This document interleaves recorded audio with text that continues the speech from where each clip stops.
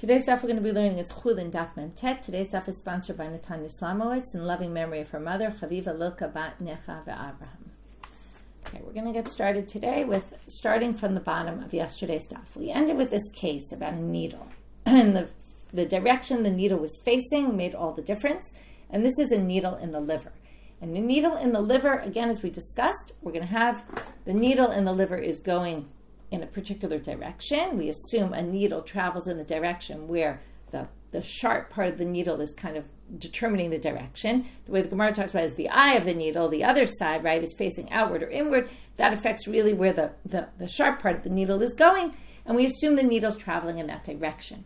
Okay, so then we have a difference if the needle, the sharp part, is what's inside the liver or it's pointing outward. Now, if it's pointing outward, then we assume, again, the eye of the needle then being in the liver, then we assume it came probably from it seems like it came from the track of the lung and going through there, somehow got to the liver without passing by all the stomach and all those other things. And that it could have just traveled through ducts till it got to the duct of the liver and it didn't actually pierce anything.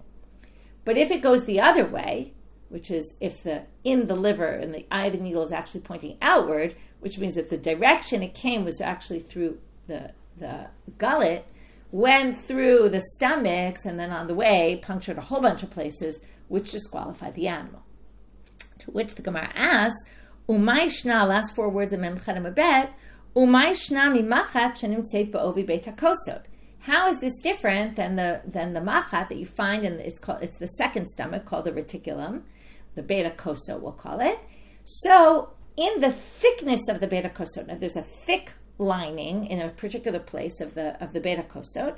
Why is this important? Because what they're going to say is, if it's mitzad echad, if it's only, now what we have is a needle that's inside the beit hakosot, and it's basically pointing outward, trying to get out, but it only penetrates, it's only on the inner part of the beit hakosot wall, and doesn't come out the other side. So if it's only on one side, it's kshera. And notice here, now we can stop here for a minute, we'll continue, but this is already the important part. If it's inside the beit hakosot and it starts jutting out, doesn't matter here. It doesn't say it doesn't matter. Is it the eye of the needle that's piercing the ovi beit hakosot, or is the eye of the needle inside the beit hakosot and what's piercing it is the needle itself? Doesn't say that here. No matter what, we're going to assume it's kshera. Now, why? Shouldn't we assume that depending on which way it's facing determines its path? How did it get here? Okay, that's their assumption. And that's their question, really, which is, why here does it not make a difference? Shouldn't we assume that if the eye of the needle is what's pointing into the ovi beit hakosot, that it must have been traveling in, the direction that it came into the beit hakosot somehow, right, from the outside, having gone through the other stomach first, and that should make it a treifa. But they don't say that. So we'll get back to the answer soon, but let's just finish this source about the ovi beit hakosot. That mishnei tzadim treifa. Okay, if it went through the whole ovi beit hakosot, both the inside and the outside, and made a complete hole all the way through, that's a treifa. Okay, that's not relevant for our purposes.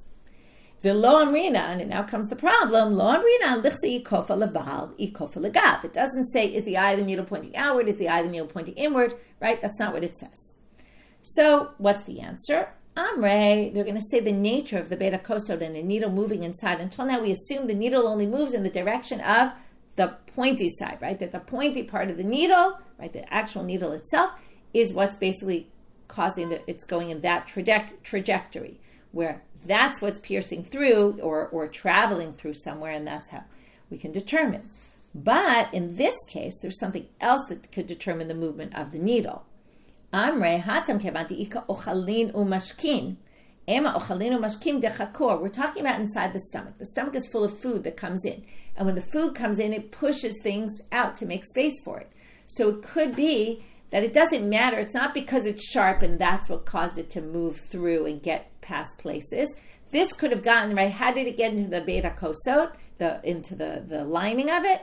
It could be the food just pushed it there. And then it doesn't matter which side, the food just pushes it either which way, right? Whether it pushes the eye of the needle to go inward or pushes the point of the needle to go in. It doesn't make a difference. It's just because it got pushed by the food, and there's a different nature of this than there is of the liver that we talked about in yesterday's stuff. So that resolves the problem. Now we're going to have another case of a needle. They found a needle inside the duct that leads to the liver. Okay, that again, there were the ducts that go through, right, we start with the kaneh, the windpipe, leads to the symphonode of the lung, and from there, the symphone of the main central one they're talking about that leads to the liver. So when they found it, Hunamar Bered Rav Idi Tarif. Okay, Hunamar, the son of Rav Idi, says this is a treifa. Rav Ada Bar Menyume Machshir. Rav Ada Bar Menyume says no, it's not a treifa. Okay, because again, did it cut anything on its way? Right? It does seem more like from what we've learned that we could assume that it came specifically from the lungs and that it's not a problem because it went through all the ducts. Didn't tear anything on the way. So, but we have a machloket here. We're going to have a lot of debates in a lot of cases today. Is it a treifa? Is it not a treifa? So, we have one who said it was a treifa, and then later, Rav Ada Bar Menyume came and said it was kosher. But apparently, we're going to learn now that when the guy said it was treifa, they threw it out. Okay, they fed it to the dogs because it was not kosher. Atu shailua l'Ravina. So then they asked this question to Ravina. We have this machloket. He said it's treif. He said it's kosher. What's the story? Amar lehu shkilu glima de trofai. He said, take away the cloak of the one who said it was treifa. In other words, he caused a financial loss to this person, and he has to pay for it. Okay? And it's agedei kach, to that extent, he said, this is really kosher, and whoever said it's treif is completely wrong. Because they're wrong, they have to return it. Okay, this is a whole question. How wrong was he? Maybe he just had a difference of opinion, and usually you don't make a rabbi return something just because he had a difference of opinion. Some people say also it's indirect damages. Some people claim that he himself, Hunamar Bered Rav Idi, himself gave the meat to the dogs, and only if he did it by hand, he would have to actually return the money. This raises a whole question of the responsibility of rabbis for causing financial loss to people unnecessarily, which is definitely the way Ravina thought it, and that they have to actually compensate, right? It's a dangerous job, right? Not only do you not make enough money being a rabbi, posek, but now you also have to pay up if you mess people up, right? You can see why people don't want to go into this business. Okay, so basically that's how the story ends.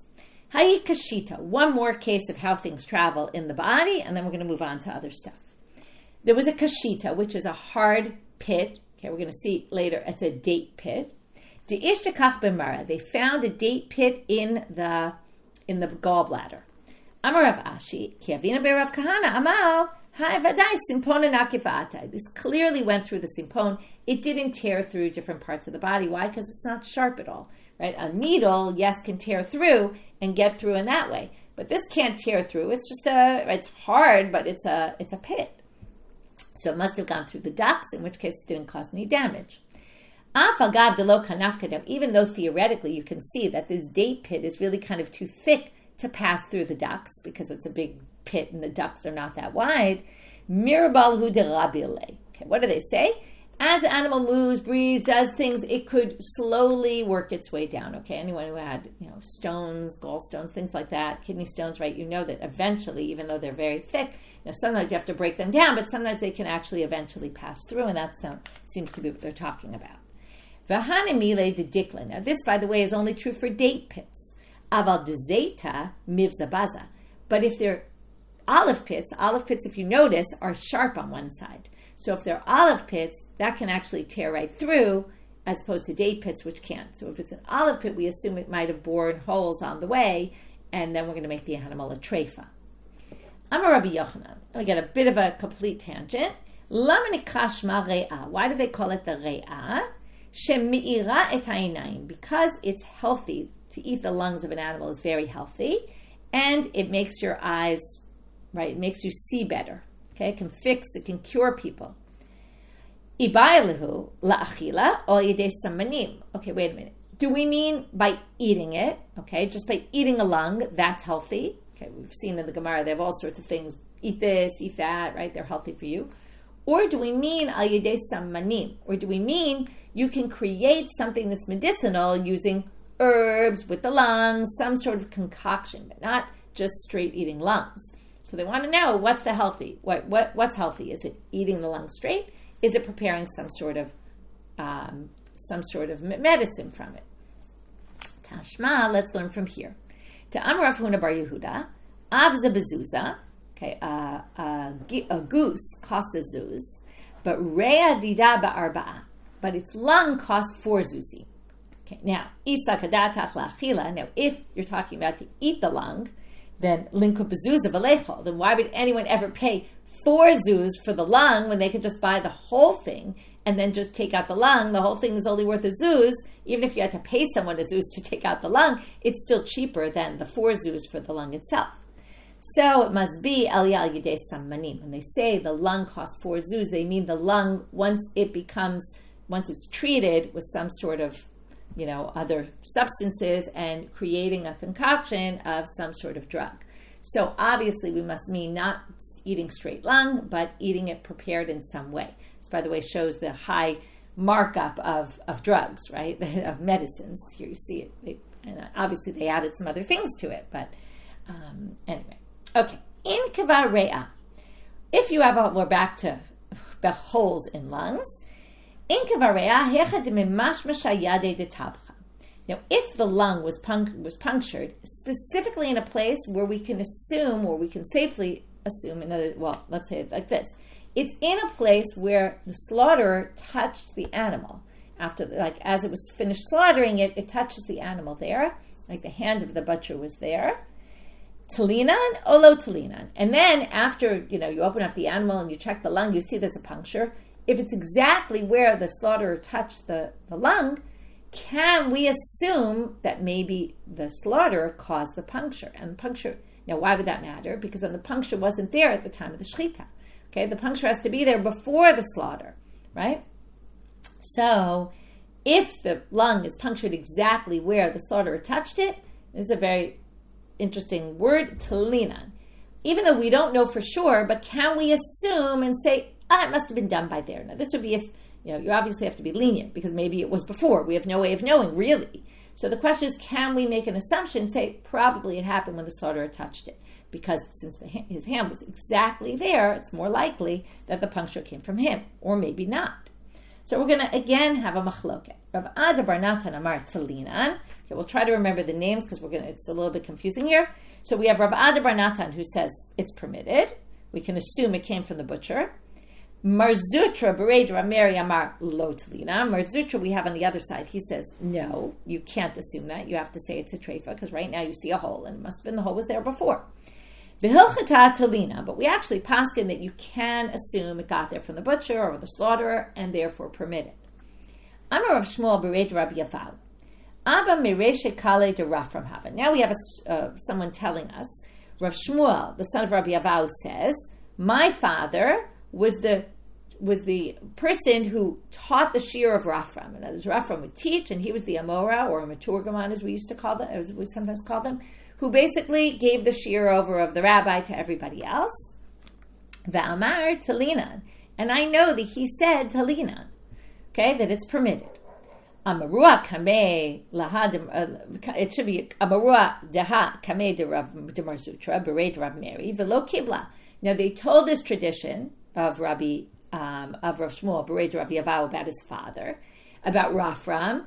And he said, look, they say talinan. And Marzutra says, I don't agree with him, okay? I say, that's why I wanted you to remember, he's the one in the first pair who said, lo talinan. So he didn't accept that. Amar Rav Misharshia, kavateda avua da abba mistabra. So Rav Misharshia now comes. Now you don't know this, but his grandfather is Rav Ada bar Natan, who was the first person who said talinan. So he says, that's why it's very confusing. We just keep having different names and then keep going back. So he said, my father's father, right, like him mistabra, da talinan bizaev. It's likely we hold like my father's father, which is Rav Ada bar Natan, who said, yes, we're talinan, because we saw this with the Ze'ev. This was back on Daf Tet, if you remember. There was meat that his Ze'ev took and brought back, and then it had a hole in it. We can assume that the wolf made the hole in it, and that it wasn't, right? It was slaughtered, the wolf took it, brought it back, right? So we can assume now that the hole came from the wolf, and not that the hole was before it was slaughtered. So, basically, this sugya kind of ends with saying, seems to be it's okay. Morna. Pligiba, okay, if you have worms that come out of I forgot where they come out of, maybe the liver, I think it's from the liver, let me just double check. But worms come out. You see the worms coming out, okay? And now you want to know, comes out of the lung. Okay, the worms are coming out of the lung. So again, another machloket. This is the same issue as before. One said they came out before the shechita, and now when the worms come out of the lung, they tear a hole in it. So then the hole was torn before, he claims. And the other one says, no, it was after shechita. Okay, we see that the approach is, the halacha is, we're going to be lenient here and assume that if you see the worms coming out, you can assume they came out only after the shechita, and that you don't necessarily have to assume and make the animal a treifa by saying, oh, it must have happened before. Rabbi Shimon Omer Ad Shtina. Okay, now we're done with, not yet done with lungs, but almost. What now we have to do is we finish with the case of the lungs of the Mishnah. Now we have to go to Rabbi Shimon. Rabbi Shimon said, Ad Shtina beit hasimponot, which means, it's a little hard to understand the wording, but it seems like what he's saying is, the way I understand this is, the nekev has to be in the beit hasimponot. Anywhere else in the re'ah, in the lung, that's not what we care about. Ad shtina, unless it is specifically by the ducts there. Okay? That's the central part. It has to be a nekev in that central part, which limits a lot of these nekavim we've been discussing. So now the big question is, right? So first of all, we're going to define what simponot is he talking about. These are the bronchi. There's a lot of bronchi in the, right, which are these ducts that lead to all the different areas of the lung. So Amarav bar Tachlif Amarav Yirmiyah bar Abba Shinakev l'simpon gadol. He means the central one. Yativ Rav Acha bar Abba Kameda Rav Huna v'Yativ v'Kamar. Now we're going to get into psak. How do we paskin? And specifically, they're going to have a big debate about this Rabbi Meluch and what Rabbi Meluch quoted in the name of Rabbi Yeshua ben Levi. So Rav Acha, again, there's a lot of names here, so it's a little confusing, but we'll try to keep it straight. Rav Acha bar Abba comes before Rav Huna, and he says, Amar Rabbi Meluch, Amar Rabbi Yeshua ben Levi, halakhic Rabbi Shimon. So he quotes this Rabbi Meluch, who quoted Rabbi Yeshua ben Levi, saying, we paskin like Rabbi Shimon. Amar le, when Rav Huna hears this from this Rav Acha bar Abba, he says, Amar le, Meluch arva'a kamart? Are you talking about the Meluch that comes from Arabia? Is that what you're talking about? Because Ein halakhic Rabbi Shimon ka'amar. That Rabbi Meluch that you're talking about, I know he says the opposite of what you said. We don't paskin like Rabbi Shimon. Okay, so we start off by having these two approaches to what Rabbi Meluch said in the name of Rabbi Yeshua ben Levi. Yes, told like Rabbi Shimon, or not told like Rabbi Shimon. And same thing in this next story. Kislik Rabbi Zera, when Rabbi Zera went to Israel, went on Aliyah, Eshkachel Rav Bibi, Deyativ Kamar. He finds Rav Bibi saying the following, Amar Rabbi Meluch, Amar Rabbi Yeshua ben Levi, halakhic Rabbi Shimon. Same thing that the first guy said in the previous section. Amar le, Chayei Demar. So Rabbi Zera says, I swear, in the name of Mar, to Ana v'Rabbi Chia bar Abba v'Rav Asi iklin la'atra to be Rabbi Meluch. I'm going to testify. Me, and with two other rabbis, we went to the place where Rabbi Meluch lives, v'amrela, and we said to him, Amar Mar halakhic Rabbi Shimon, do you hold the halachas like Rabbi Shimon? And Amrlan, and halakhic Rabbi Shimon Amre. And he said to us, no, I specifically say we don't hold like Rabbi Shimon. So again, you have Rabbi Zera coming and saying, Rabbi Meluch himself doesn't hold like Rabbi Shimon. In other words, Rabbi Meluch in the name of Rabbi Yeshua ben Levi doesn't hold like Rabbi Shimon. Va'at ma biyadech. So then Rabbi Bibi asks him, so what do you yourself hold? Okay, you're telling me what Rabbi Meluch said. What do you hold? Amar lei, hachi am Rabbi Yitzchak bar Ami, am Rabbi Yeshua ben Levi, halakhic Rabbi Shimon. I actually have a different tradition about Rabbi Yeshua ben Levi said. Someone else who told me that Rabbi Yeshua ben Levi actually says the halacha is like Rabbi Shimon. So even though Rabbi Zera was arguing about what Rabbi Meluch said, he didn't, right? He said, but I agree that Rabbi Yeshua ben Levi actually said halakhic Rabbi Shimon.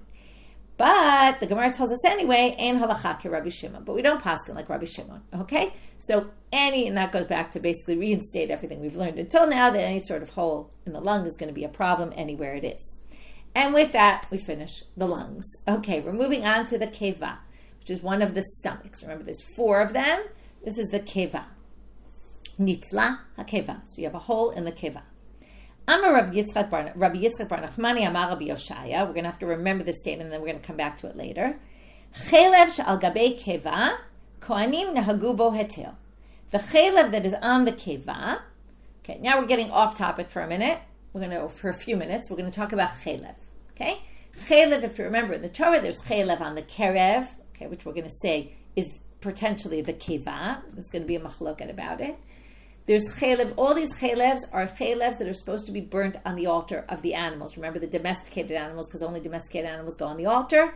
And since they get burned on the altar in a sacrifice, when it comes to a regular animal, we actually can't eat those chelevs that were supposed to be burnt on the altar. Just like the blood goes on the altar also, we don't eat blood, we don't eat chelev.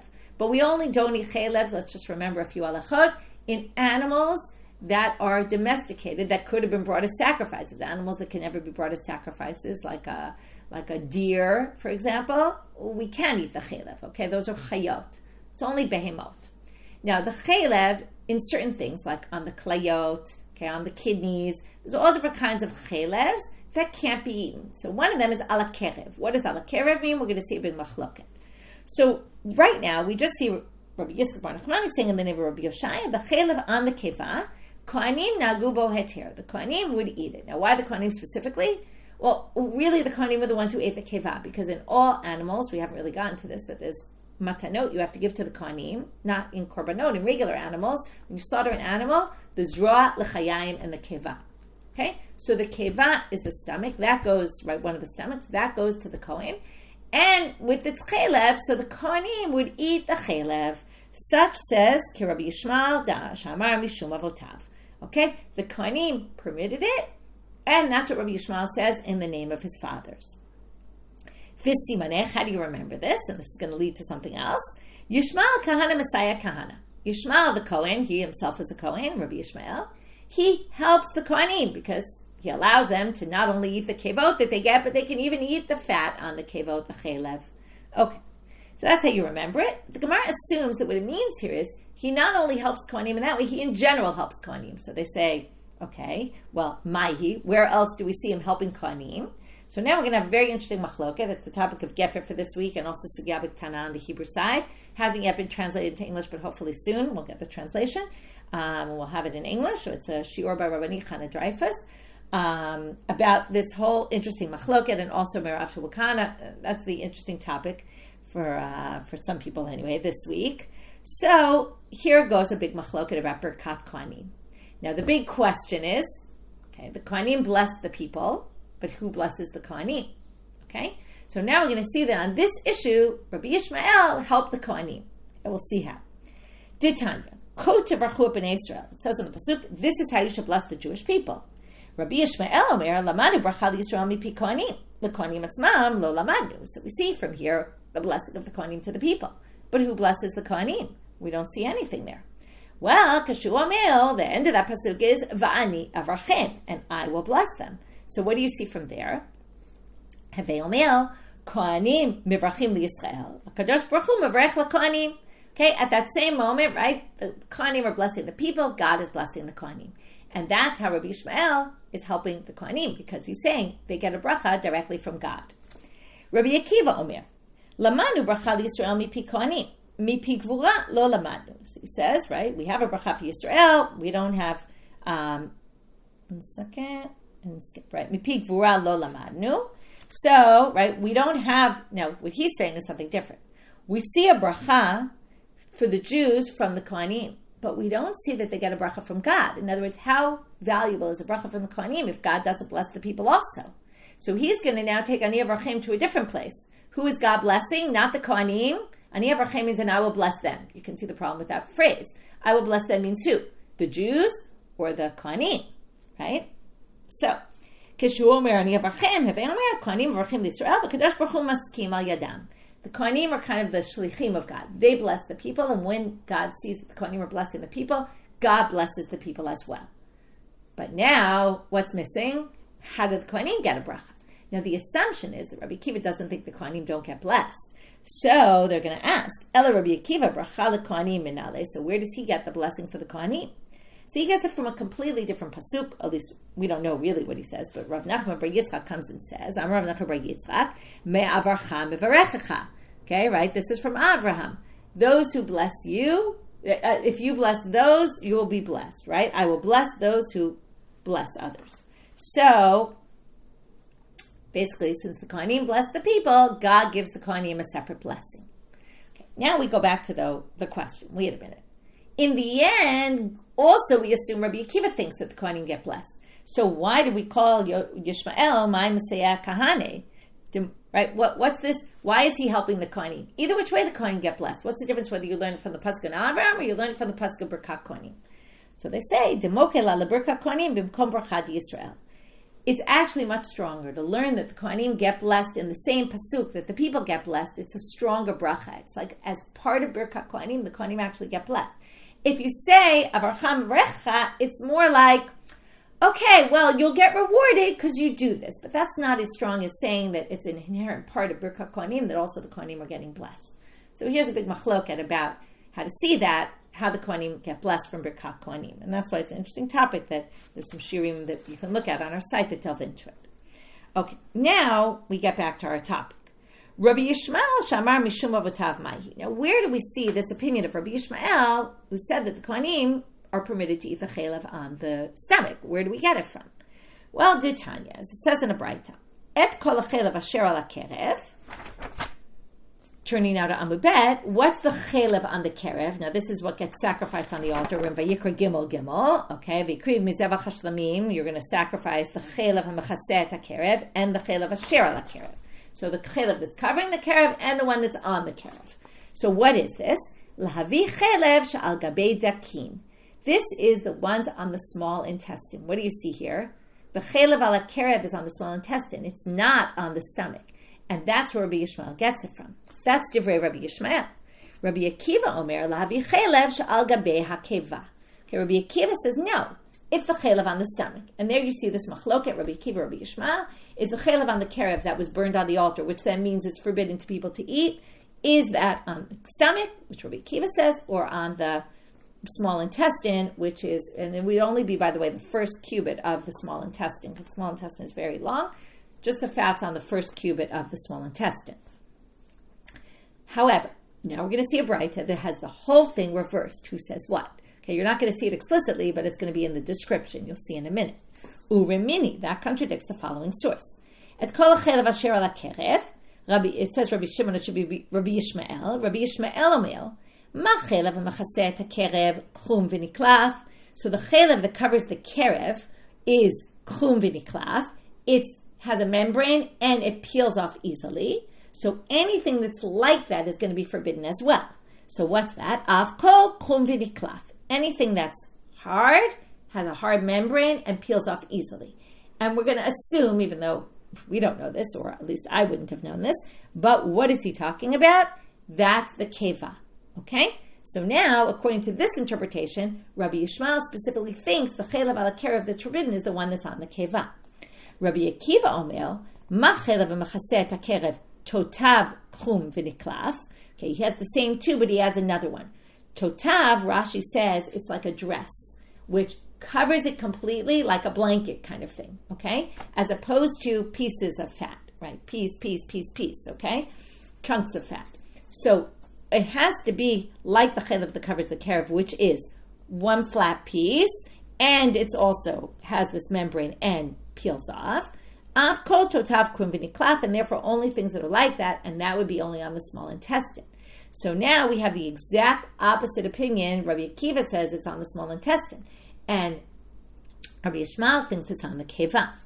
So how are we going to reconcile this? Shalach Ravin mishmei de Rabbi Yochanan. So Ravin sends in the name of Rabbi Yochanan the answer to this question. Kach yatsa shel Mishnah.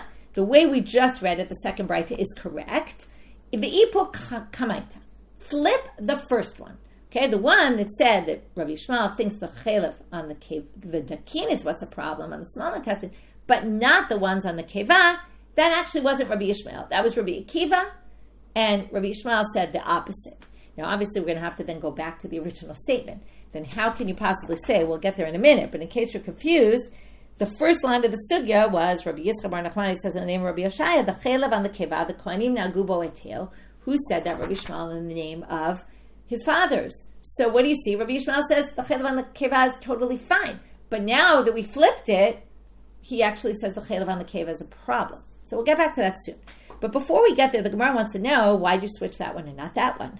My chazid api chamaita, ipuch brataita. Why'd you flip the opinions in the first source? Why don't you just flip the opinions in the second source? And then that would have actually fit better with our original statement. But anyway, right now they're just saying it seems a little arbitrary. I say, no, it's not arbitrary, Shani. Hacha, kevan ma davka. We assume because the first source just said, chelev on the kerev is either the dakin or it's the halakhic. And very simple, right? He says that, he says that. The second one went into much more detail. Rabbi Yishmael said, just like the chelev that covers the kerev is krum v'niklav, also this is krum v'niklav. That's what the ma is, because it says ma this, blah, blah, blah. That. And then Rabbi Akiva said, and they gave like a whole speech. So the assumption is, if the Tana had their whole speech, he must have also had it right about who said what. That's the assumption. Dafka means he was midayek. He knew what he was talking about. He made sure before he passed it down that he had it all right. Because it was just a much more elaborate version, and that assumes that he knew what he was talking about.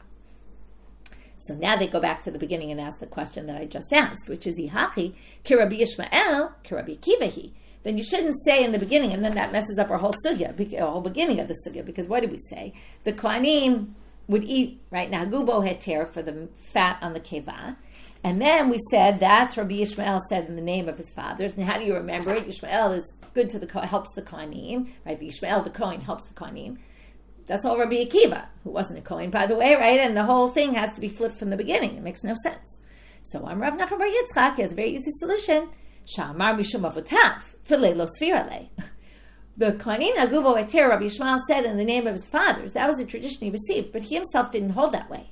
And okay, so they quote this in the name of Rabbi Yishmael. It was the quote that he said, but he quoted his fathers. It said even. He said in the name of his fathers. Okay, that we got. But usually we assumed he said in the name of his fathers and he held like them. Now we say no.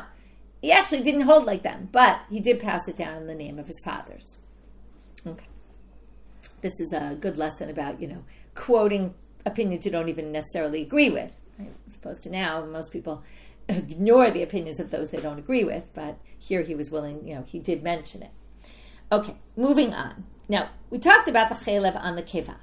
Now we're going to talk about Amarav, and now you're going to see why we were talking about chelev, because it's really had nothing to do with our topic, except that we were talking about the keva. But now you're going to see chelev tahor sotem, tameh eno sotem.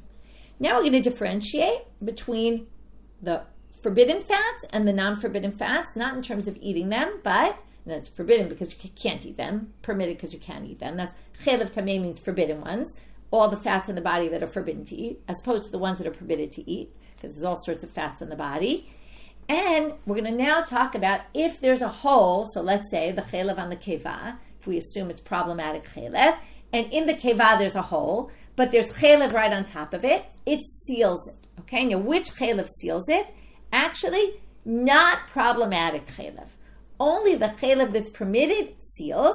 The one that's not permitted doesn't seal, and what they're assuming is there's a difference in the texture, in the makeup of those chelevs and those chelevs. So the chelevs that are permitted are much stickier, and they're actually going to stick to the spot and work as glue and seal up the hole. And therefore, if there's a hole, let's say, in a place where the chelev's permitted, there's a hole covered up by fat, we're going to say the fat seals it and it's a kosher animal. But tameh eno sotem. But if it's in a place where the fats are forbidden, it doesn't seal it up. Rav Sheshet, that's Rav. Rav Sheshet Amar, he said all chelevs are sticky, and they all work as a good sealant. So by Rabbi Zera, first we're going to talk about Rav, who differentiates. Chelev chayamai. So now he asks an interesting question. And this is why I told you before. Chelev chaya is completely permitted. So when we say chelev tahor, dafka amar chelev tahor sotem, shouldn't he just have said the chelev, right? He could have said the chelev here and here and here and here. Why do you say chelev tahor? Maybe to say that any chelev tahor is sotem.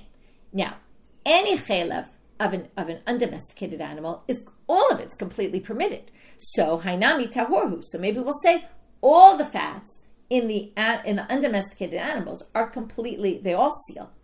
O dilma mishum demahadek, or is it all because they're stickier? In other words, there's two different types of fats in the body, and they break down in our language of the Torah into the ones permitted, the ones forbidden. The ones permitted are sticky, the ones forbidden are not sticky. So while it's true that the ones in the chaya are actually permitted, but they happen to be sticky, and we go by whether they're sticky or not, and hailo mahadek. And those fats that domesticated animals are forbidden are going to be the same texture in the undomesticated animals, and they're either sticky or they're not sticky.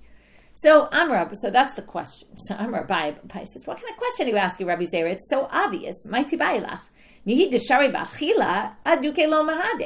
They might be permitted to eat, but it's all about, are they sticky or not? Do they seal up the hole or not seal up the hole? It's a quite obvious answer. I don't even know why you're asking the question. Now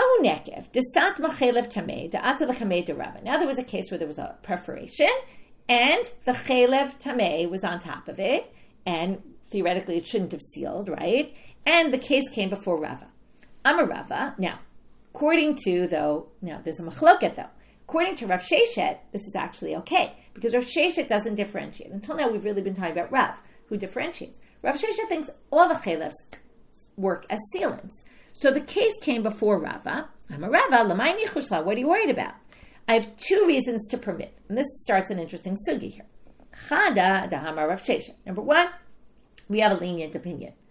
Number two, if you didn't want to hold by the lenient opinion, well, right, then who said chelev tamei nami sotem? Even the non-kosher chelev seals. Ve'od haTorah chasam amanan shel Yisrael. The Torah has mercy on the money of the Jewish people. Okay, even though sometimes you feel like it doesn't, right? We have to pay money to build a sukkah. We have to pay money for shmura, handmade shmura matzah. We have to, right? All sorts of expenses. But there is this concept that the Torah tries to protect our money. And if there's a possible situation where maybe it's treifa, maybe it's not, we should be lenient and not throw out this meat, right? And waste people's money.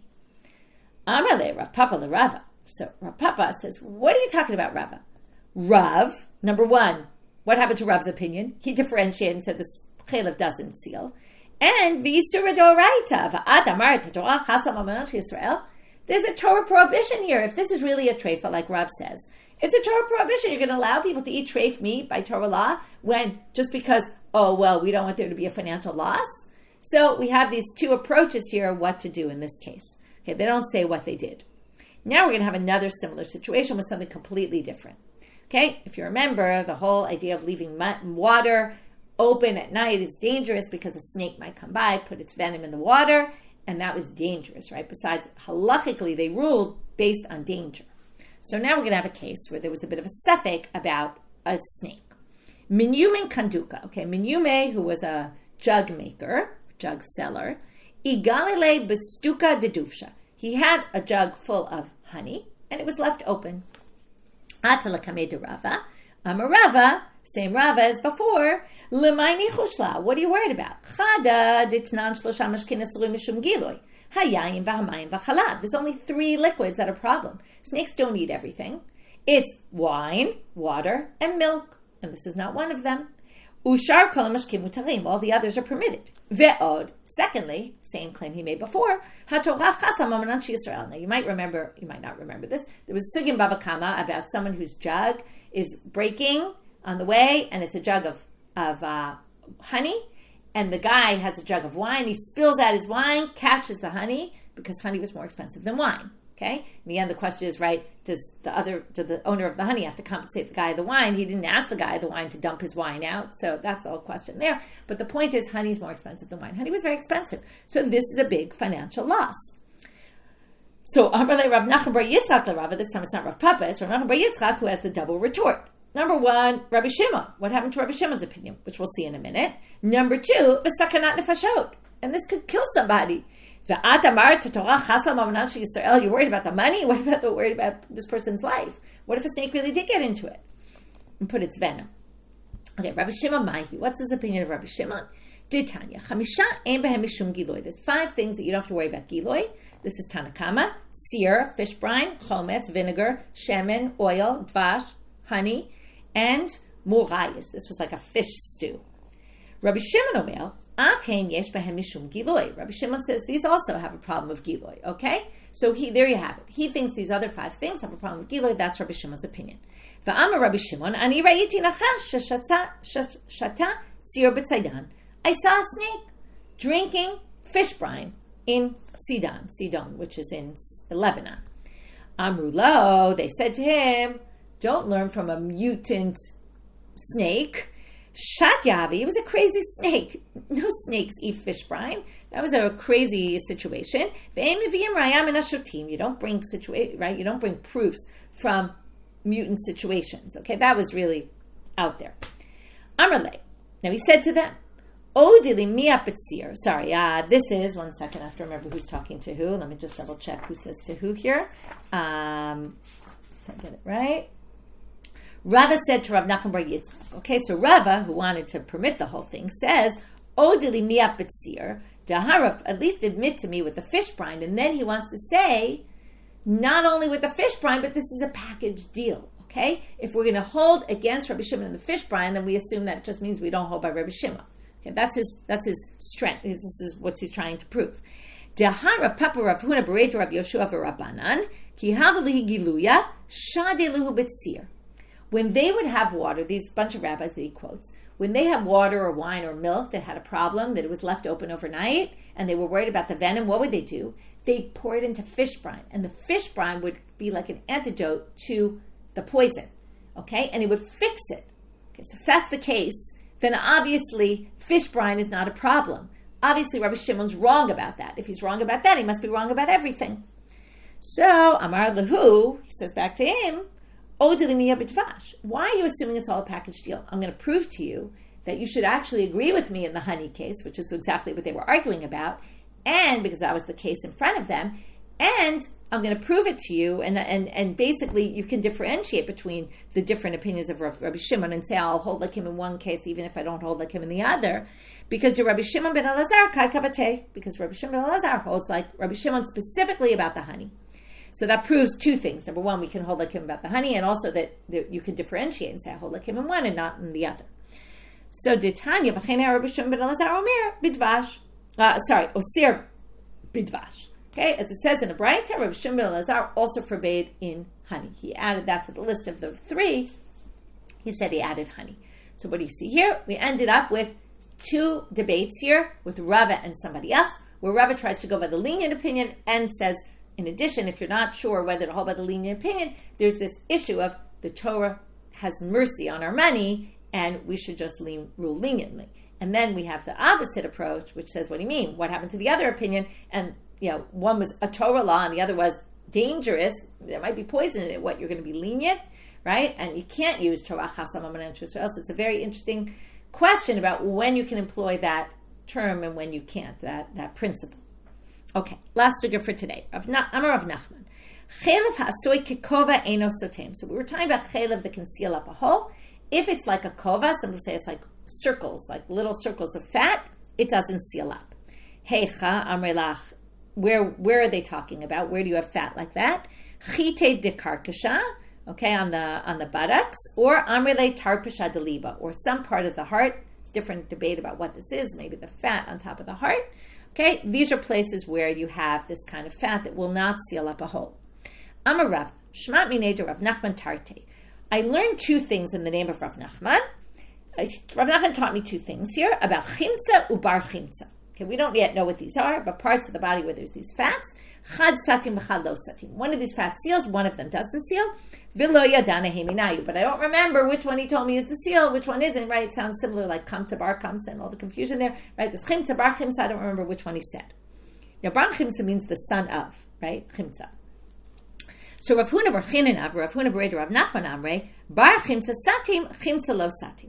They said, we know what Rav Nachman said, okay? And one of them is Rav Huna, his son, says, I know what Rav Nachman said. He said that bar chimtza is good, it seals up the hole. Chimtza doesn't seal up the hole.